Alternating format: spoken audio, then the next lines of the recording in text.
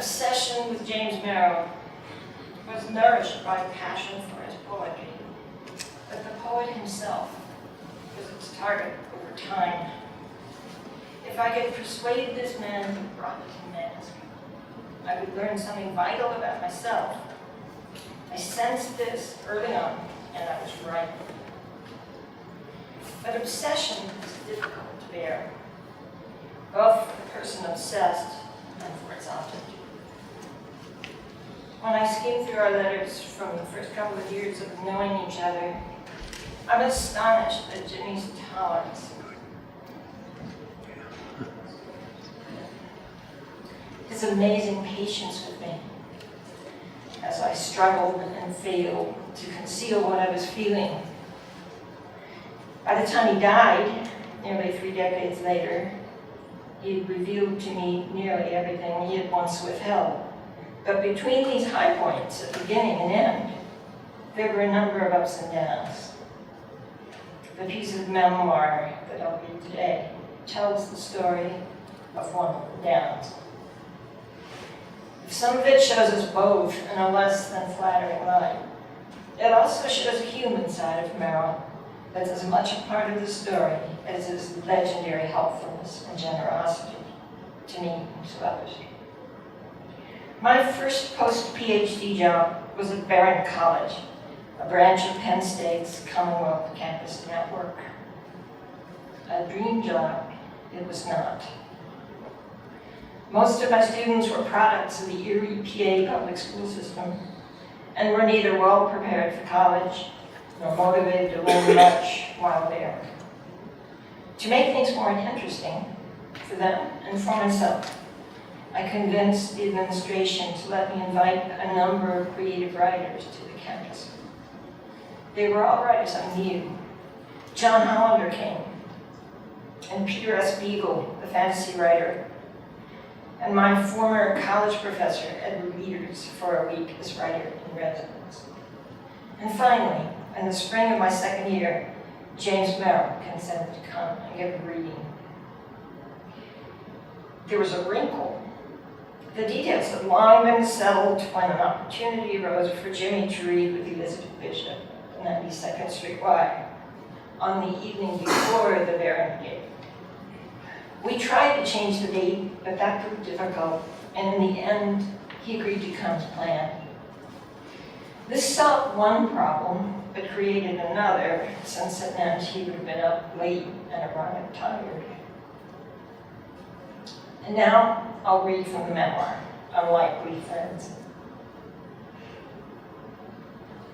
On the afternoon of April 12th, 1973, I drove out to the tiny Erie airport and met Jimmy's flight.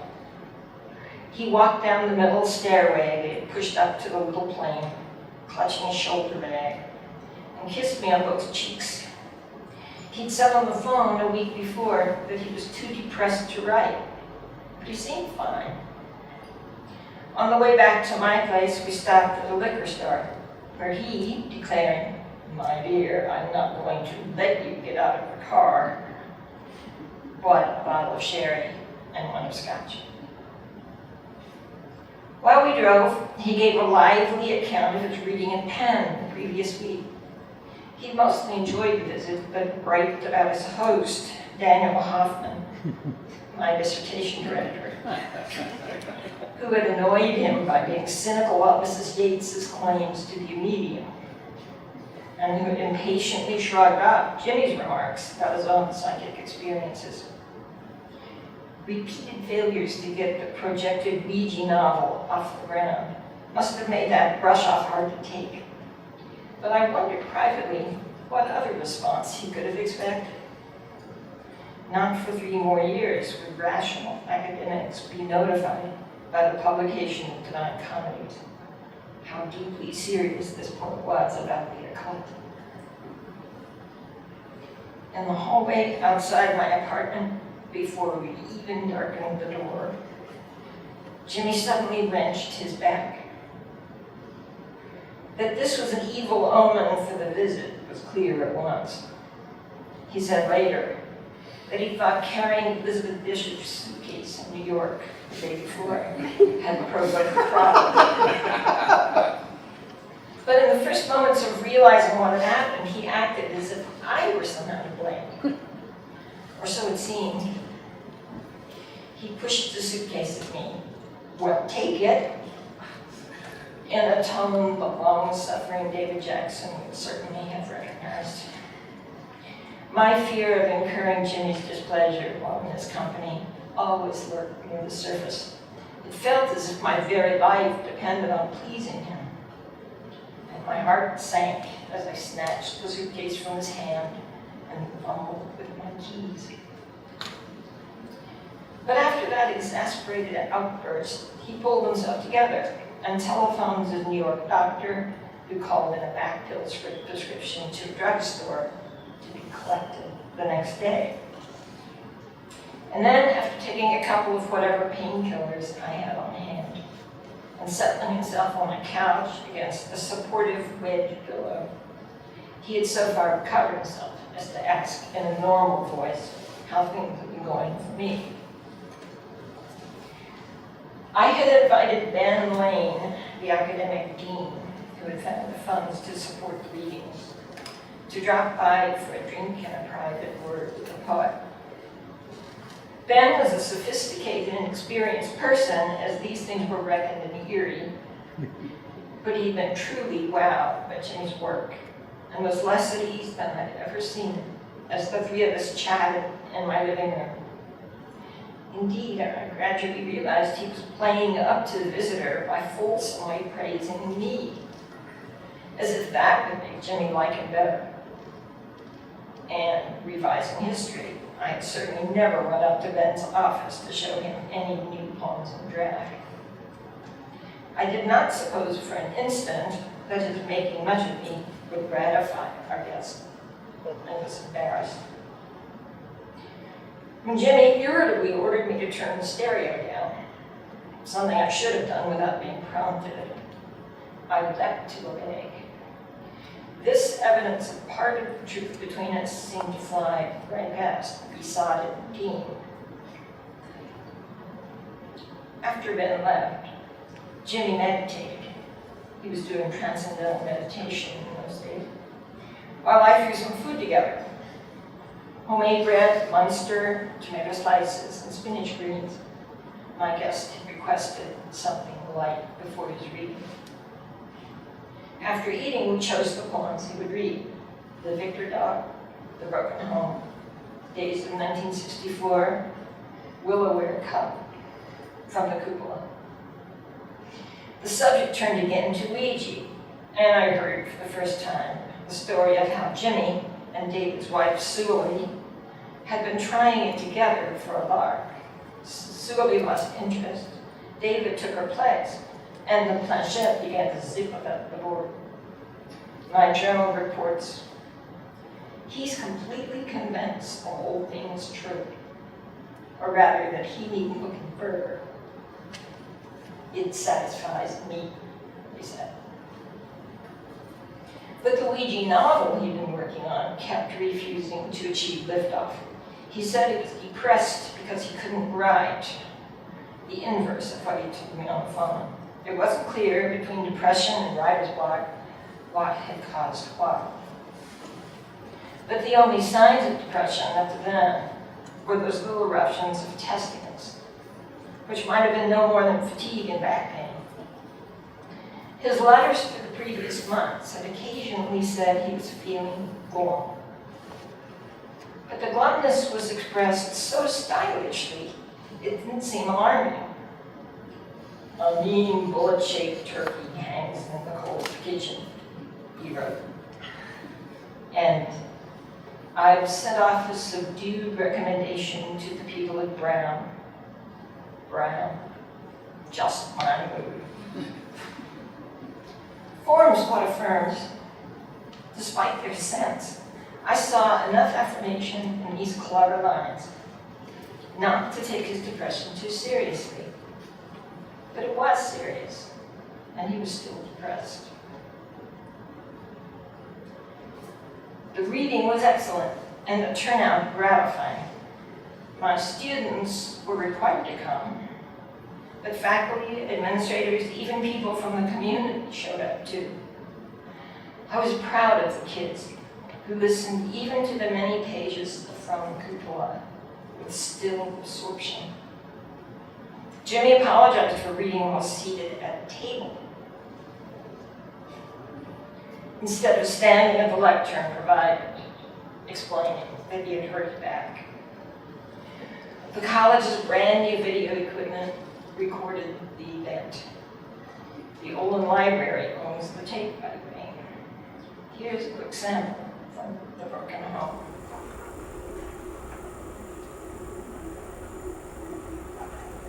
Now this poem, I suppose it's autobiographical. It's a series of 7 sonnets called The Broken Home. When my parents were younger, this was a popular act. A veiled woman would leap from an electric wine-dark car. Steps no matter what, sat over its bar. And bodily at newsreel speed, attacked no matter whom, Al Smith or Jose Maria Sert or Clemenceau, veins standing out of her throat, as she yelled, "Warmonger, pig, give us the vote," and would have to be hauled away in her hover skirt. What had the man done? Oh, made history. Her business, he had implied, was giving birth, tending the house, mending the socks. Always that same old story. Father Time, Mother Earth, a marriage on the rocks. Between the reading and the reception, several faculty and admin people, including my ex-lover, John, went up and introduced themselves. A group of us then moved to the library, where seating had been arranged around a low table. No refreshments were provided. Students were not allowed to drink on college property, and not even coffee would have been allowed in the library, let alone food. And the lack of something to drink, particularly in view of the wrenched back and the absence of a practiced script, may partly account for what happened next. Here are the facts as I reported them the following day. First, at the reception, the great man sat balancing his cigarette in an ashtray held in the air about a foot from my nose, playing to my students who were forbidden by me to smoke in class. I said, "Jimmy, would you hold that in your other hand?" The kids laughed on cue. Jimmy said crossly, "We'll sit somewhere else." Second, during the discussion, someone asked why he had chosen Jose Maria Sert as one of the men attacked by suffragettes in The Broken Home. And he said, partly because the name rhymes with skirt. He looked up skirt in a rhyming dictionary. I said, audience in mind, "You shouldn't admit that right out." Laughter from the students. He came back with, "What do you mean? You're mad. Of course you should." Then proceeded to twist my arm about it until I agreed, mostly to make him quit it. "There now," he said. "That wasn't so hard to admit, was it?" At which point Phil Yost, that's Phil. Is the person? Yes. Phil Yost.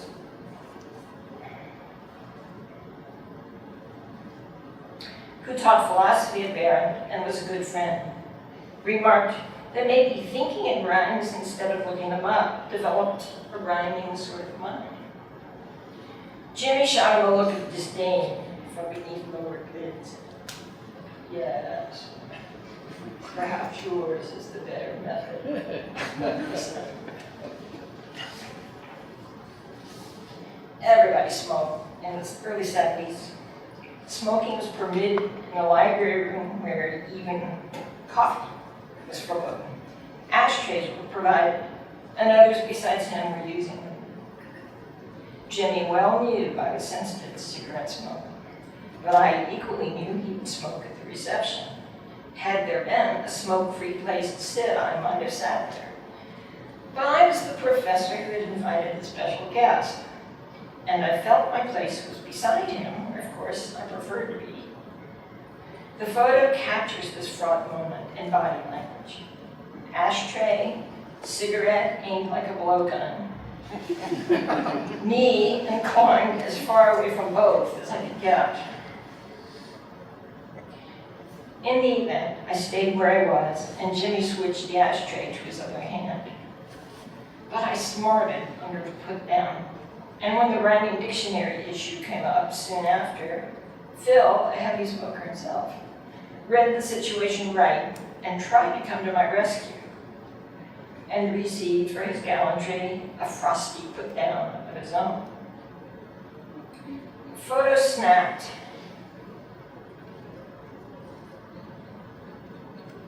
It's not moving.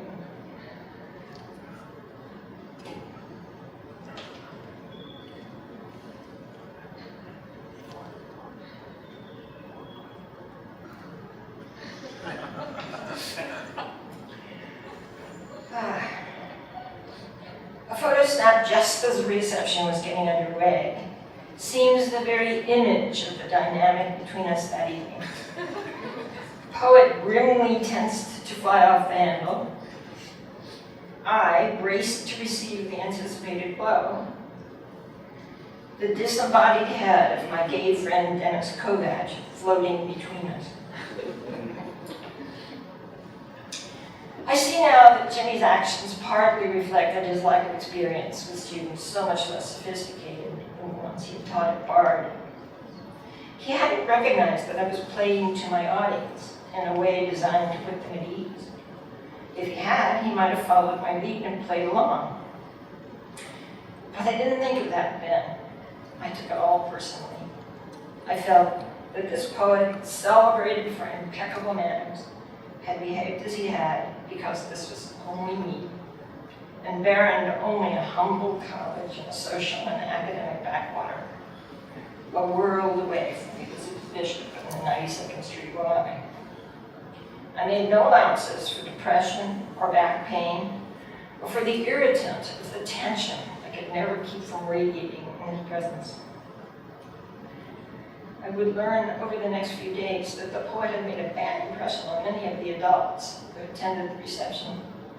Barron's assistant director, John Claridge, remarked that people sensed he would talk to them only on his own terms, and that in that case they wouldn't have much to say. They'd also been put off by his rudeness to Phil and me. Phil asked later whether he often did things to me like the rhyming dictionary thing. He and his wife both called Jimmy intimidating. Several people commented on what an unhappy person he seemed to be. With the adults, the wonderful reading had not made up for the display of incivility at the reception.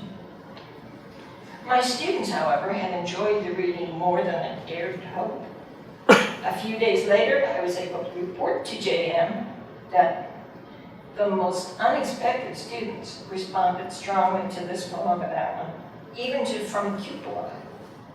Jim Benner, the kid who asked the last couple of questions about the media at the reception, said to me yesterday, I could have listened to him for a couple more hours. In the self-absorbed way of students everywhere, mine had proved oblivious to the frictions among the grown-ups. A few of them teased me about the rhyming dictionary episode, but they thought it was funny. They hadn't perceived it as a put-down. Driving back to my apartment, I almost hit a tree. Jimmy gasped in alarm as the tree loomed in the headlights. I made a quick correction and blurted, sorry. An awkward silence ensued, which Jimmy broke by beginning to tell me about his chat my ex-boyfriend. John was curious. We talked about Herbert, and that seemed to open a door. He told me about his mother and his psychiatrist. John had heard a lot about Jimmy from me. I too thought it odd, though, that despite the breakup, he had impulsively addressed Jimmy as an intimate. And now, as if the close encounter with the tree had sent a signal he had picked up on, Jimmy shifted gears, and the journal records that somehow we got from John's confidences to the scandal created by our affair. John was married then, and its social pressures. And Jimmy outs with the very first, even indirect reference to his homosexuality that he's ever made to me. Something like, for most of my life, obviously, I've had to deal with people's disapproval and prejudice, and making peace with that is very important. I wonder in the journal how well he's truly made peace with it. Masks, surfaces, poems like Yam. But speaking to me of that core truth about himself was huge. It persuades me that at some level, his unconscious was keeping accounts. Somewhere he knew he had embarrassed me in public, took in the message of the sudden tree in the headlights, and brought me into the firelight at just that moment to make it up to me. 6 months later, in Athens, when I alluded to the Rhyming Dictionary exchange while trying to help him remember who Phil was, he drew a blank. And when I quoted his actual words to him, "Oh dear," he said, "in front of your friends," seeing the situation in a different light, in a happier mood. Meanwhile, back in Erie, the evening wasn't over. Restored to my apartment, restored also to the solid ground of talking about poetry in private and with a drink in his hand, things went much better than they had in the public quicksands of the reception. Jimmy made himself a scotch and water, settled into his chair, and we traded poems. From him, Lost in Translation, which he Xeroxed on the library machine so I would have a copy to keep. And a couple of others, Chimes for Yaya, and perhaps the draft of the will. While I read those, he switched to mentor mode and went over several newer poems of mine. My journal records he made some useful suggestions, and some I won't take, and suggested that after poetry, I might try Richard Howard at North American Review. "You can use my name," he said, "anywhere." Besides my poems, Jenny also read the penultimate draft of an essay that would appear in the Howland's Critic that summer. My first published critical piece of work about his work. Critical piece about his work. A review essay on braving the elements. My journal reports his words on my agonized over review were, "It seems all right. A nitpick here and there. I no longer think the worst thing is the truest thing. You should have said that 2 years ago. You wrecked my structure. I don't think I knew it 2 years ago. That's your fault for choosing a subject who isn't dead yet."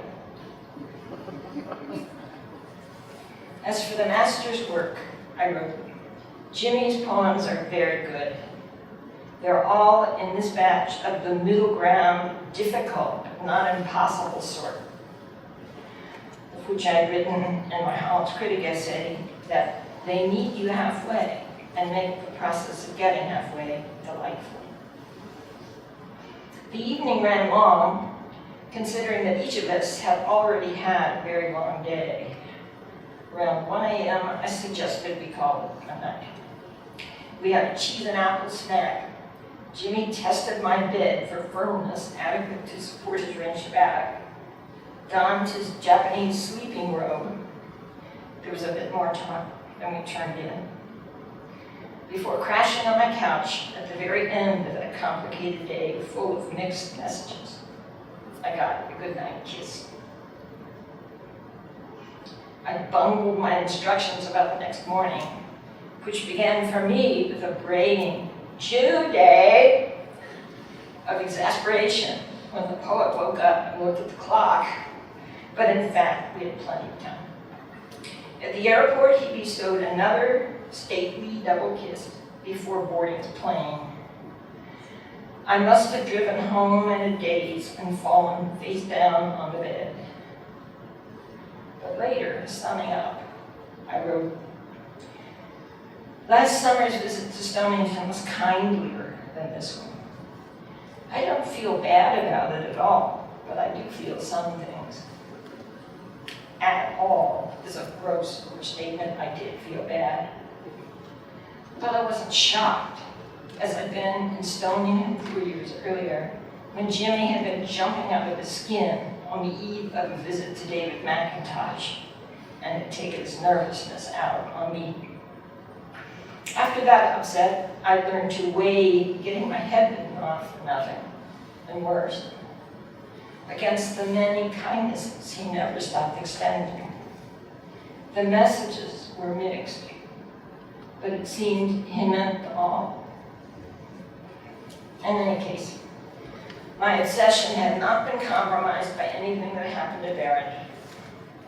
My summary's hyperbolic final sentence reads, all I know is that I didn't like him much this time round, and that I would die for him anytime he pleased. Over the years, there would be more such upsets and reversals, times more fraught than this one, when bad treatment would hurt or infuriate me nearly to the point of breaking off the connection.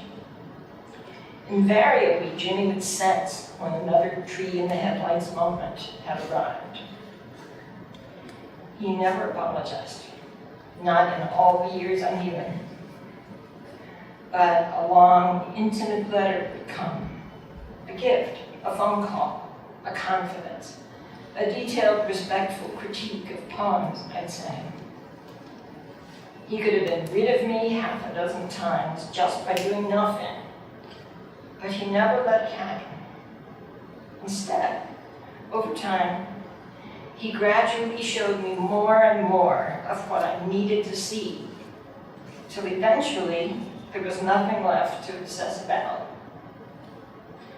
20 years after Barrett, while we were traveling together in Sweden, Jimmy scribbled in his journal, May 21st, Stockholm. Long, quiet, talkative train trip, 6.5 hours from Lund. As usual, I tell Judy everything, but the things she would, if she knew, most want to know. That he was mortally ill with AIDS.